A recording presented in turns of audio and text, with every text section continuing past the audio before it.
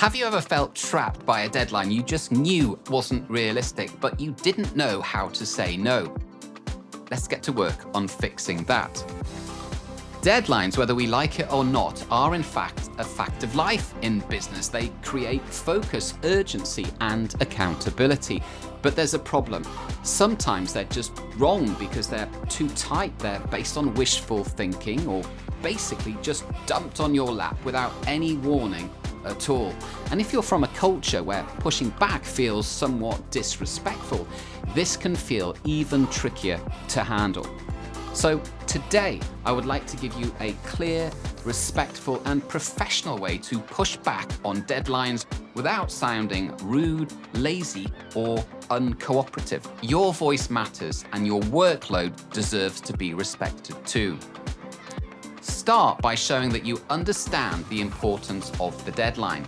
Say something like, "I see why this is a priority," or "Thanks for laying this out so clearly." This shows that you're not rejecting the task or, in fact, ignoring the urgency. Quite the opposite, you're tuned into it. You're a team player and you care about outcomes.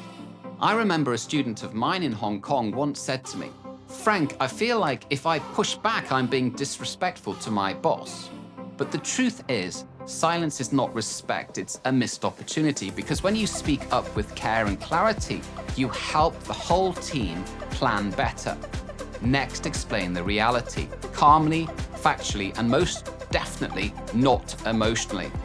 For example, right now, I'm also managing A, B, and C, which are due this week. To give this project the focus it really does deserve, I would need more time. Or, I want to make sure I meet your expectations, but with my current bandwidth, I may not be able to deliver the quality we both want. We're not complaining here, we're simply providing context, and in so doing, we're building trust, we're being transparent. Next, we need to offer solutions. So for example, could you adjust the scope of the projects, maybe split it into phases or even delegate parts of it? So say, if it's urgent, I could deliver a rough draft by Friday, then polish it next week. Would that help? Or I can prioritize this over task B, for example, if that's more important right now. You're not saying no, you're simply saying, here's what I can do. That's collaborative, that's leadership in action. Words matter, but arguably tone matters even more. Speak with a tone that says, I care, I'm responsible, and I really want to make this work. Avoid sounding defensive or annoyed, even if the request is, in fact, very frustrating. Breathe, pause, choose words that build connection. Use phrases like, to set us up for success, or to make sure I deliver my best work. This shifts the conversation from conflict to collaboration, and that's where great teamwork begins. But there's a big but here. Sometimes you really have to say no. Not everything is doable. Not every request is reasonable. And that doesn't make you unprofessional. It makes you realistic. When a deadline would compromise your health, your values, or the quality of your work, you have every right to say, I'm sorry, I can't commit to that deadline and still deliver what you're asking for.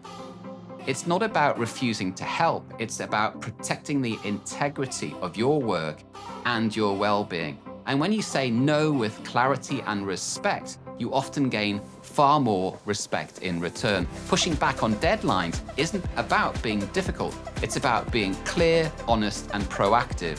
Done right, it builds trust, not tension. So the next time a deadline doesn't work, don't freeze, don't fake it, and definitely don't burn out. Use these steps and push back with confidence.